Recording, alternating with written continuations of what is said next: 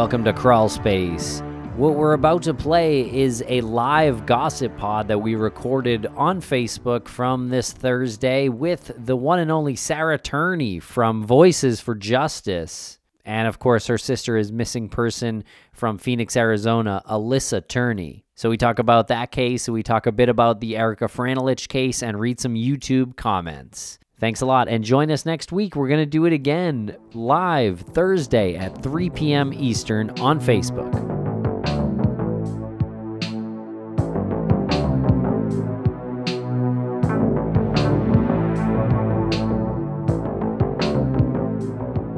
We are live on the Gossip Pod. I am Tim Polari of Crawlspace, being joined by Lance Reenstierna and the one and only Sarah Turney. What's going on, you guys? Hey. How's it going? Good. Just enjoying quarantine. How's your quarantine going, Sarah? You keeping busy? Always. Honestly, quarantine isn't a whole lot different from my normal life because all I do is sit in my house and work anyway. So it's very similar. But now there's so much more like communication with friends over video. So it's actually, I'm more social in quarantine, believe it or not. No, I believe that totally. There's so many stories that I've been hearing where people are saying how it hasn't really changed them as far as like their day-to-day interactions, but it's made them actually more social. It's made them actually want to talk to people, get that that human element back in their life. I just got a call today from one of my high school friends, a phone call from one of my high school friends, and it took me a second to like comprehend the name. And someone that I know really well, and it just took me a second to think: is this somebody associated with a missing person? Is this a cop? Is this a jerk? I'm like, oh, it's you from high school. Oh, it's like a normal person calling me. Weird. I know. I know it's not related to some ongoing case. Trying to place it. So many names rattling around in our heads all the time with 2 episodes a week. But Sarah Turney, tell us what is going on with your show, Voices for Justice, and what have you been covering lately on that show? Sure. So it's about to take a really cool turn, and I'm really excited about it. So this next episode is going to be all about Thomas Heimer, which for me is like, I don't know, it's just good for me to present all sides, right? So Thomas Heimer is the man that falsely confessed to killing Alyssa. But there's a lot behind it. And it, like, for a second, when I was reading through the papers, like, I was texting friends and calling them like, oh my God, like, I think this guy could have killed Alyssa. So yeah, I'm going to share that journey of how I was really scared that it could have been him. I mean, I think, we all know how the story is kind of told, right? It's ultimately not him, but there's some compelling evidence that I want to put in there to feature that. I think it's only fair.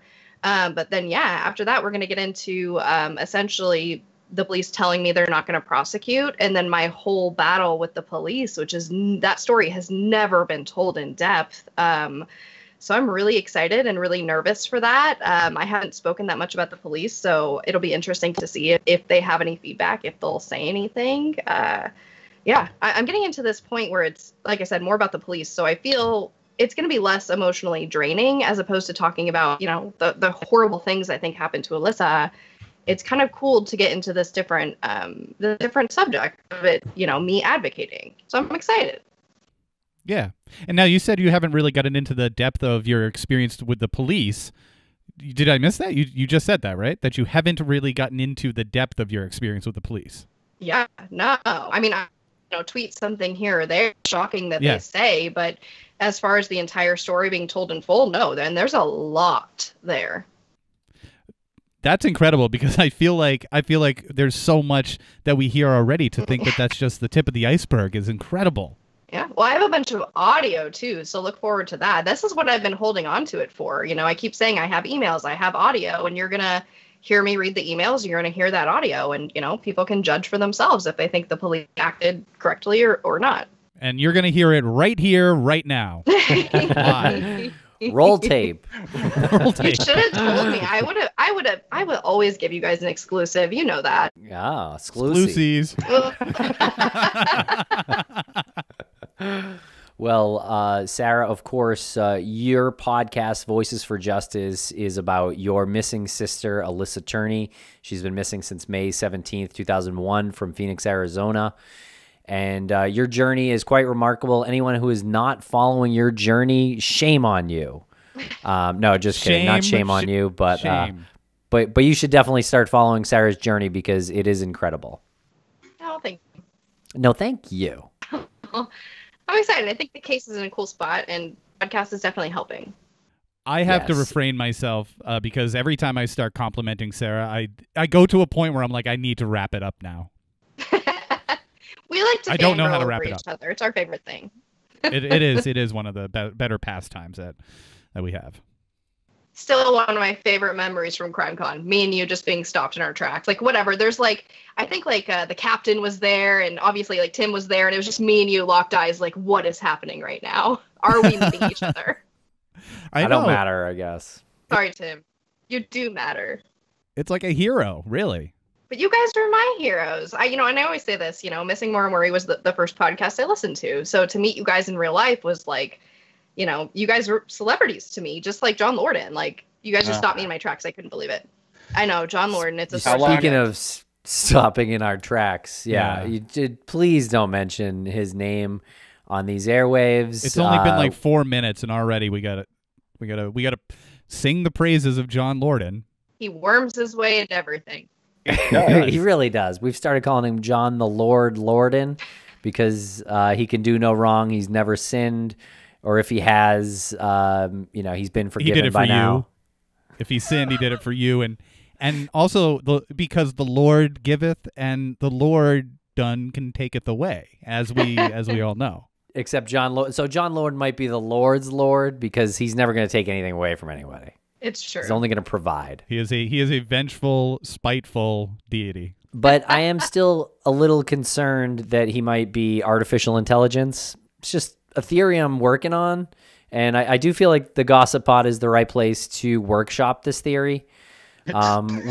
We did speak recently, just the other day, just this week, about some technical support that I needed from John Lorden, and he gave it pretty much without a hitch. But I will say there was kind of a tell there. As we were conversing, there was a button that said use computer audio. And I was like, John, I can't see it. And he's like, I can't hear you. And I'm like, I don't know what's going on. I'm checking my preferences. I can't see. So we're chatting and he's like, what's going on? Share your screen. And so he's like, well, try clicking the button that says join with computer audio. It's like, oh, okay. I did that and it worked, but he's a magician. Yeah, it was a test, because what I did was a very human error, and so he's not going to be able to tell that right from unless he sees my screen, like at being artificial intelligence and not a human. Right, he doesn't relate to that. Exactly. Right. Yeah. Let's be real. He can already see your screen. He is all seeing. It was just a front. He just wanted to, get in there. We're all going to rip our masks off right now, and we're all John Lorden. Of course, John Lorden of Brain Scratch. The guy does incredible work. Yeah. We love him a lot.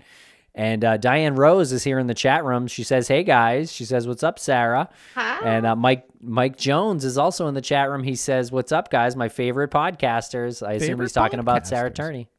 Yep. Mike Jones, who? Mike Jones. Thank you, Lance. Thank you. The Mike Jones. Don't act like you don't know his name. I think I have his phone number. And so, Sarah, last week on Missing Maura Murray and on Crawlspace, we released a two-parter episode on both channels, and we did it to cause the biggest amount of attention that we possibly could with our feeds. And it was about a missing woman named Erica Franelich, who went missing from Middleburg, New York in 1986. And we had on two private investigators who have been working for the case pro bono for PIs for the Missing, which, as you know, is Bruce Maitland's nonprofit, Private Investigations for the Missing. And so these two episodes, they dropped, and a lot of information about Erica's husband at the time of her disappearance was never public before. Those private investigators, Greg Overacker and Lou Barry, dug that up and put that out there. And it was quite amazing to really kind of go pointed at one person, similar to what you're doing on your podcast. And so I think, you know, we kind of took a page from you, I would say, with that approach in just sort of unabashedly going after this Richard Franelich and really kind of making sure that his neighbors know what about his past. Oh, I love that. My goodness. Taking a page out of my book. But yeah, I mean, if it looks like a duck and, you know, walks like a duck and yeah, I mean, sometimes I feel like you have to. There's no beating around the bush. And I'm not a professional journalist, obviously. So like all those ethics and things kind of, you know, I feel like getting the message out about what the truth is like above all for me. Like I don't, you know, if there's enough evidence, especially in my case, and it sounds like in that case as well, I feel like why not? Why not just discuss the elephant in the room? Well, here's the issue. This has been going on since October of 1986, when Erica went missing, and she'd be almost 60 years old currently, and her husband at the time, Richard, has done all of the telltale signs of someone who has no motivation to look for someone who gave birth to one of his children. You know, he's lawyered up. He hasn't led any searches. And we actually, Tim wasn't being hyperbolic when he said his neighbors. We want his neighbors to hear. Literally, his neighbor heard the show and said, "I'm his neighbor." Wow. Messaged and said, "I'm his neighbor." It's just all, and this is for everybody who we talk about as far as like a person of interest for anything. There's an open door policy. Like, it's out there. The person you were with who gave birth to your child who's missing, who's been missing since 1986, is now being covered again. Like, you can talk about this. If you got nothing to hide, talk about it. Nothing's going to get you in trouble at this point. Have you reached out to him at all? We haven't yet. But the organization, through the private investigators did. And Greg Overacker has said that conversation didn't really go that well. And he actually called back to apologize and say, "Hey, I think we might have got off on the wrong foot." Greg's been doing this his whole life. Like, Greg knows how to handle everybody from, you know, when you're repossessing a car to returning taking a puppy that's outside because it's freezing to death. He's got a story where he rescued a puppy, for God's sake. Like, this is a guy who knows how to handle situations. And you know, he didn't go in guns blazing on a phone call to Richard. Richard backed against the wall and reacted the way animals do when they're backed against the wall. And Greg even followed it up with a phone call saying we might have got off on the wrong foot, but he didn't get any information from him. Wow, I believe it though. I mean, I apologize because I haven't listened to the episode. Now I have to. What? But someone's too big for us now. I've been like crazy busy in quarantine, more busy than I have been for a very long time. But no, I really want to listen to it because I enjoy listening to you guys. But so was he cooperating with police at all? Has he been officially interviewed? Like, what did that look like when it first happened? Were they together? Were they divorced? Like, what's that background look like? They were together. It was a tumultuous marriage, and she wasn't reported missing until February. She went missing in October and wasn't reported missing until February. He claims he put her on a bus, and that was the last he saw her. But Greg and Lou have evidence that is not true. So that's kind of it. I mean, there have been some searches on the Franelich property. And there's been a lot of rumors about that he may have buried her on that property. But to date, they have not found her. Wow. There's 3 sections of that property, and correct me if I'm wrong, I might get this backwards. 3 sections of that property that was owned by that family, and 2 of those plots have been sold, so they still retain ownership of 1 plot. Okay. That's right, and it's still a pretty big chunk of land still. Oh, yeah. By me saying 1 plot, I'm not saying it's like tiny. Like, I'm pretty sure it's many, many, many acres. That's I don't know the exact the actual size. Maybe like 3 or something like that. Yeah. But I'm not good at math. What was the status of he was interviewed by police. I don't know where that, I mean, I don't know if he was officially like stamped as cleared. I don't think so. Oh, definitely not cleared. Yeah, I think the case has stalled because they didn't find her. Yeah, not because he got cleared and it's like a great mystery or anything. I mean, is her family involved? They are from Michigan, so that made it that complicated the immediate search, and I think putting pressure on the police a little bit. But we are communicating with them now, and that's one of the things I wanted to discuss here with you, Sarah, is that a lot of her family was commenting on the video, the episode, the podcast episodes that we did, and one of them here, Pete says he is Erica's brother. And of course, Erica is the missing woman. He says, I'm grateful for Crawlspace for posting this. I do very much believe that her husband, Richard, is guilty of her being missing. And then he says, and for his son committing suicide in 2006, which there has been some speculation about that. And I know he was just I think he was like, I want to say 18 or 20 or something like that when Ricky Jr., their son, committed suicide. So that is sort of a very tragic element to all this, and I think there's no official evidence or suspicion in that as far as like the coroner's report, medical examiner's report goes, but that has been brought up a lot lately by locals and by certain family members. Right, and we don't want to say that there was any. We don't want to say that it was murder covered up as a suicide, but indirectly, if this relationship between Erica and Richard wasn't as tumultuous, and if Erica, so let's just say Erica disappeared on her own accord because the relationship was so bad. The other scenario is that Richard did something to her. Whatever the case, she's gone. Her son, their son, now has significant issues that he needs to deal with. He ends up taking his own life. He had suspicions about his father and Erica, and even his stepmother, and how they might have been covering things up. And this isn't talking out of school here. This is a letter that just is public. We posted that on the Crawlspace Twitter, and Greg even read that on the episode. Sarah, do you have any advice because you're in a very similar situation, interacting with family members on behalf of, and to condemn another family member. And he was, before his tragic end, he was in a very similar position, having suspicions and wanting to speak out.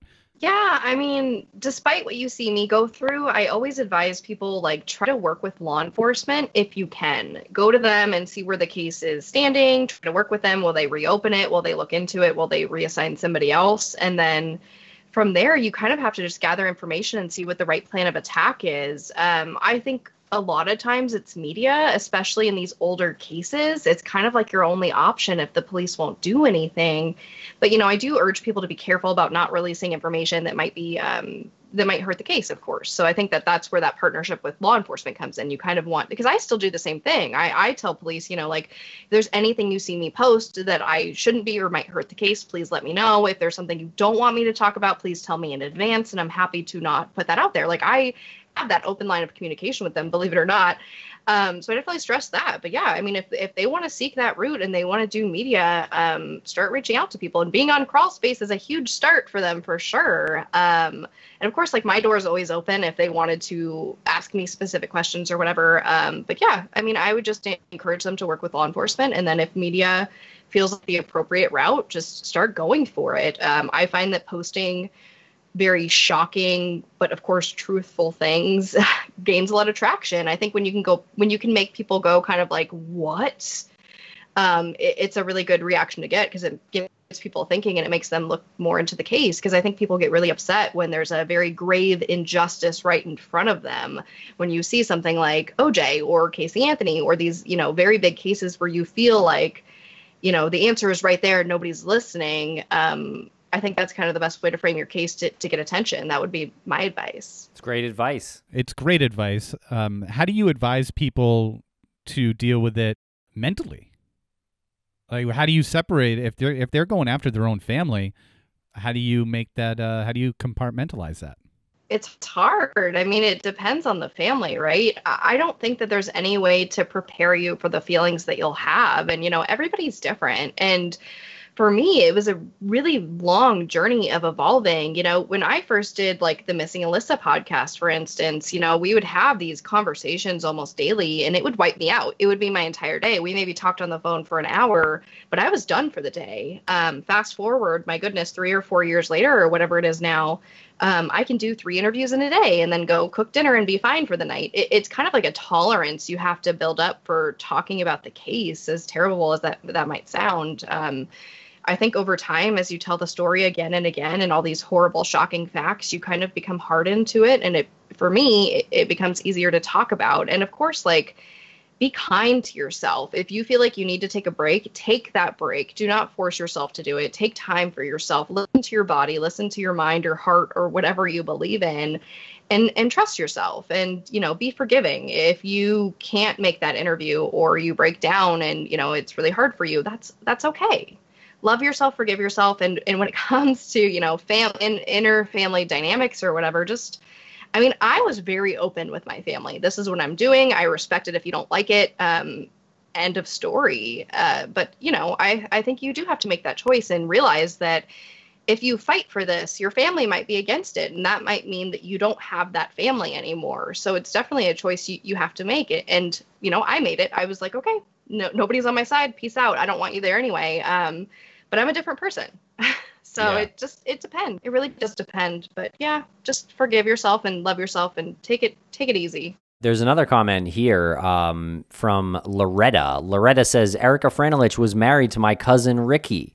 I was very young when she disappeared and have always wondered what happened to her. There has always been a lot of speculation within my family. Yeah. So there you go.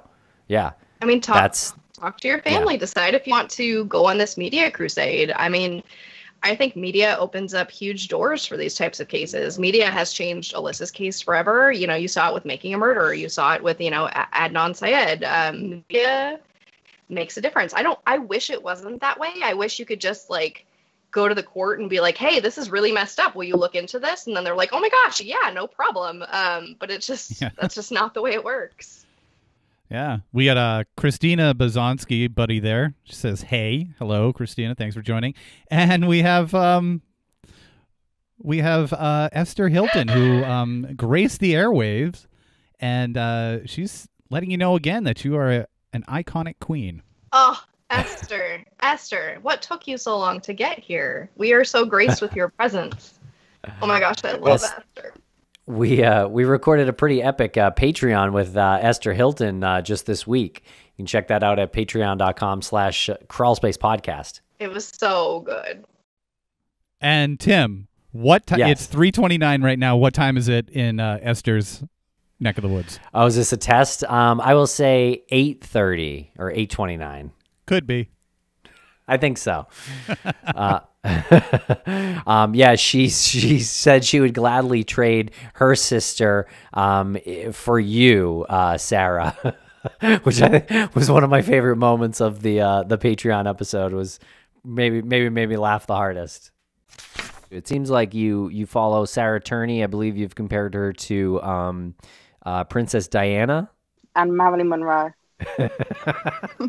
Okay, what is it about Sarah Turney that makes you feel that way? Oh, I mean, just what is not to love about Sarah? Like, she's literally sister goals. Like, I would honestly swap my sister for Sarah. Like, in a heartbeat. She's so lovely as well. Like, she's so sweet. Oh, I love her. She sends me these, sometimes the memes, to me, the memes are so funny. I can laugh about this all day. You know what I mean? I post funny stuff about it. I just have to laugh about it. And she sends me these memes that I think other people would find wildly inappropriate. So I can't post them, but I love them dearly and hold them close to my heart. And so sometimes I'll post them and other times I'm like, ooh, I think people might hate me for it. But I appreciate her. It's so cool to find someone that can laugh with you about it and just how ridiculous the situation is. So she's my favorite. I love her. Yeah, she is so funny. Her style, I have to say, I think we told her this too. It did, at first when we first started seeing her posts about Crawlspace, we thought we were being trolled. Like we thought there was just like all sarcasm there. Turns out it's mostly sarcasm, but she does still love the shows and you and the other things that she talks glowingly about. Yeah, and her hate for Marie Claire. I saw that she posted that Carol Baskin is the CEO of Marie Claire or something, the editor-in-chief. Oh my gosh. Yeah, she's on a tirade against Marie Claire because they named the greatest podcasts or whatever and did not include Crawlspace and so she's on a one-woman scorched earth tour about Marie Claire. Clearly an oversight. Yeah, she's even more upset that they did a second list as if to rub salt in the wound, still not including Crawlspace. And she was so upset when she was at work, she went upstairs to the restroom and was shaking and crying in rage. Esther says that her sister is actually named Claire, which is another reason why she wants to swap her for Sarah. Oh no. And so back on the YouTube comments here for missing Erica Franelich, Lene says that Erica is her aunt. And she just wanted to say thank you for not giving up on our family. And we are grateful for the help. And please keep going. And Rick needs to be held accountable. It's been way too long. Please continue to share the hell out of this, she says. Oh my gosh. Could this be season 2 of Voices for Justice? Do it. So let's sign the paperwork on that right now. Let me draft up some paperwork real quick. Hold on. Draft up the paperwork. We'll have your agent. We'll call our agent and we'll get season 2 going. If it sounds like me as like my agent, it's just because it sounds really similar. Like, don't worry about it. Oh, okay.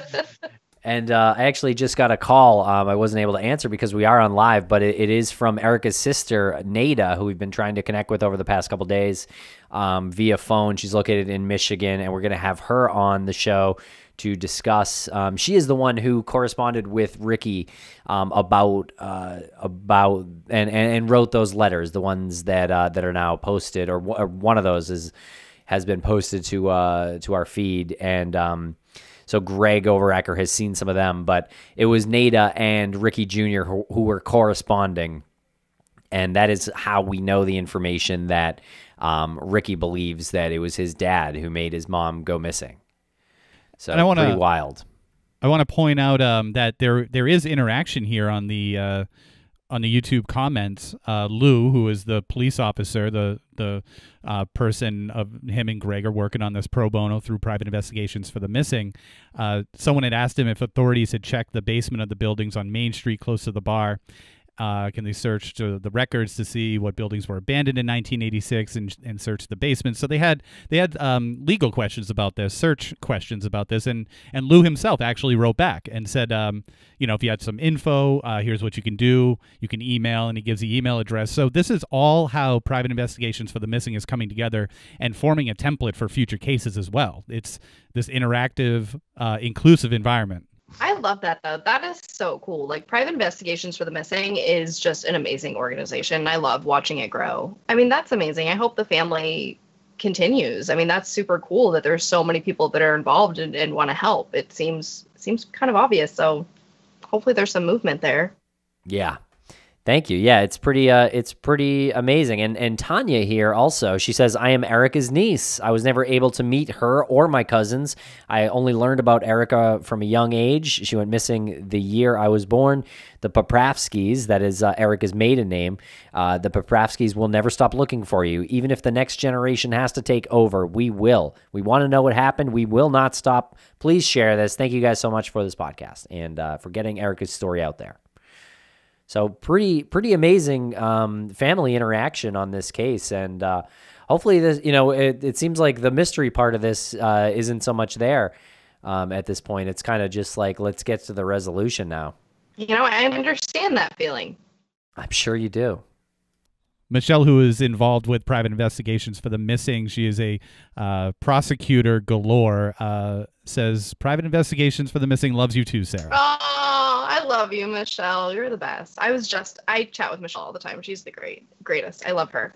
Me just like dying, fangirling. Do you know that her last name is pronounced Kazube? No. Did you know this? I've been avoiding her last name and your last name. I'm not going to lie. My last name is also pronounced Kazube. Yes, we are doctors now. Tim and I have been awarded the sought-after certificate of we have a doctorate now. I think that's the technical thing to say. Yeah, it's kind of like a lanyard you'd get when you go to CrimeCon. But yeah, we'll wear those next week. It's not that big of a deal. It's somewhere in between the U.S. Marshal pin that Art Roderick gave me, which is up here. Art Roderick, former U.S. Marshal. And, since this is the Gossip Pod, I feel like we need to say this. If you're such good buddies with him, Lance, why hasn't he emailed us back? He's busy. Yeah. He's very busy, and he did email me. He likes to stick to text messages, which he just sent me one saying, don't be offended. I didn't email Tim. And he said he was going to touch base with you. That's it. Oh, okay. Yeah. So you're saying you're actually talking to Art Roderick? He texted a couple minutes ago. And he just said he was going to shoot an email, and he didn't want me to be offended that he was leaving you out of it. Yeah. Well, I am offended. Let me text him back. And Melina Cantor, half of the True Crime Twins with Chloe Cantor, checked in. I was interviewed by them, and doing their show was like so cool for me. To be interviewed by sisters about what I do for my sister was like just a totally different experience. They're super nice. I love them. Sarah, you said that it was interesting to be interviewed by two sisters about your sister, and these two sisters happen to have a background in psychology and whatnot. Was there any times where you just I guess my question is, what types of questions had they asked you that you hadn't heard before, or that hit closer to home for you? Gosh, it's been a while. I don't know if it was so much the questions, but like their reaction and just like how they're like, oh, like I can't imagine living without my sister. Of course, they're twins, so I know that, it's a little bit different. They're a little bit closer, by nature or whatever. But I think it was just like their reactions and stuff. I mean, I think they had excellent questions in terms of mental health, but I think it was just hearing that, like, I got probably more emotional in that interview than I do in most. I don't often cry, but in that one, I remember getting pretty teary-eyed because I was like, look at these sisters coming together to help me and my sister. And yeah, I think it was just a totally different experience. Oh, that's great. Yeah, they do a great show. They really put that episode together really well. They also connected with Jenny Carreri, who I think you may know, Sarah, as well from Twitter. I'm not sure if you've met her in person. I don't think we have yet. But her sister Jody LeCornu was murdered in Baltimore in, I believe, 94, and that was pretty interesting too. Kind of in the same way where you have a missing sister. Obviously, Alyssa is not with you, and Jenny lost her sister. Obviously, much different circumstances, but a similar bond there. And I do like how those two twin sisters can kind of commiserate. I think that's really cool. It's a great element to their show. There's something about sisters, like, no offense to brothers or whatever, but it's always like, I'm the sister of this person. I want to help them. You look at Brandy Myers, her sister's advocating for her. Mikkel Biggs, her sister. I mean, they're just all over the place. Us sisters are coming together to fight. Even in the case you were just mentioning, you said that the sister had written letters to the ex-husband or whatever to try to get things, that communication going. Something about sisters, man. It's just so cool. Yeah, Kelsey German too is How'd I forget Kelsey? I feel so bad.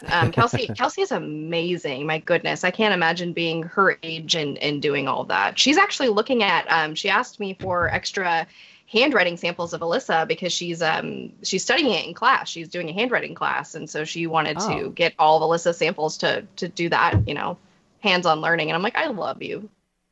Wow, that is very cool. So, like handwriting to determine like a personality trait, like this person writes like this, so this is what they were like, or this is how they fit into certain categories. Yeah, exactly. So on Voices for Justice, I just presented the handwriting analysis of Alyssa's, alleged runaway note, and she reached out to me and she was like, listen, like, did anybody talk about the difference in her eyes? And she had all these really specific questions. So yeah, I think it's mostly right now. I think she's still pretty early on in her studies in terms of that, but I think it's mostly personality and why would this person write this note and what does it mean about them?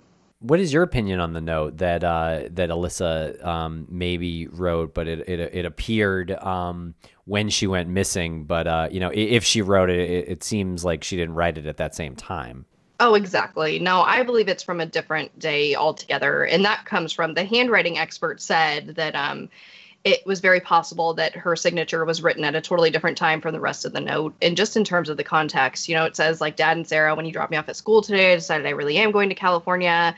Sarah, you wanted me gone. Now you have it. Dad, I took $300 from you. That's why I saved my money. Alyssa. Not that I have that memorized or anything, but so this note, yeah, the context is just all off. And a big point about it too is one of my brothers actually came out pretty recently and said, hey, like, I don't think anybody knows this, but Alyssa came to me about that $300 she took from Dad. And it was before she went missing, and she admitted to it, and she felt really bad about it, and she got in trouble for it. So she didn't, that $300 wasn't taken for her to run away. That happened, you know, sometime before she was even gone. So that note makes no sense in any realm. I think it was found in her notebook. I think she was made to sign it, and it was left there to make it look like a runaway. Wow. But you can kind of time that, the note, when the note was written then. I know it's years ago, obviously, but when your brother had the interaction about the $300, right? Yeah. I mean, he's not sure because obviously it's been like 20 years or whatever since she's been gone. But he's like, no, that happened, you know, well before Alyssa was gone, at least a few weeks. That's crazy. You had a tweet here that I want to read. It was from yesterday. You said, my father being off of probation is so much more unsettling than I expected it to be. He could literally be anywhere doing anything to anyone. What can you elaborate on this just a little bit? Yeah. So, you know, my father got off of probation last month. So he's been off for, I mean, just a few weeks now, which means he's not being monitored. He's not being, you know, they're not checking in. So essentially nobody knows where he's at this point. None of my brothers really speak with him. So we don't know where he's at. We don't know what he's doing. He could be doing anything. I did write to the police, you know, like, you know, in the chance that you would eventually like to arrest him, are you, you know, doing any precautions to make sure you can actually find him? You know, we know that he has gotten fake driver's licenses, fake social security numbers. He knows how to disguise himself. He's done this in the past, my God, since like the 90s or whatever. So yeah, I mean, I just didn't realize that, which is probably pretty silly, but I just didn't think that he could just flee at any time. I mean, granted, you know, there's travel restrictions or whatever, but there's literally nothing preventing him from just leaving the state, leaving the country. I mean, I don't see why he wouldn't. There's really nothing left here for him, and the pressure is just slowly building. If I were him, I would think about trying to escape. Man, that's pretty nerve-wracking. Yeah. Yeah. I mean, it's crazy. He knows where I live. Like, it's not a secret. So it's something I think about. You know, when you drive down the street or whatever, I see him in every 70-year-old man with gray hair that I see, and it's not fun. You know, it really sucks. I wish that he was back on probation. And his probation was pretty intense. Like, I spoke with his probation officer, and this gentleman was like, I'm actually like retiring. Like, I'm not going to be a probation officer anymore. But the one case I'm keeping is your dad's, because I've built such a rapport with him, and we believe that he's extremely dangerous. That's unbelievable. Yeah. And now he's just gone. Well, stay safe. I mean, the thing is, like, you've made such a, you've created such noise around him. It'd be completely idiotic for him to do any sort of retaliatory thing towards you. Like you said, what he should do is just leave. Like that's what someone in his position should do. Don't give him any ideas. No, I'm not. But just trying to think like someone like that, you know? I mean, he talked about taking me and fleeing to Mexico right after Alyssa was gone. Like, that thought's been in his head for a long time. He's just completely insane. But yeah, I mean, it's kind of like, because I grew up in the west side of Phoenix, so like I like to pretend I'm hard or whatever. So I think like if he were to come at me, I'm kind of like, I wish he would. Like, you know, he'd get caught then. And I tell that to his face. I said, I wish you would, because then you get caught. And he's like, caught for what? And I'm like, murdering my sister. Like, it's not a secret. All right, everyone. Well, thank you for joining us this week on the Live Gossip Pod. Special treat with Sarah Turney. Sarah, thank you so much for joining us here today. This was a lot of fun.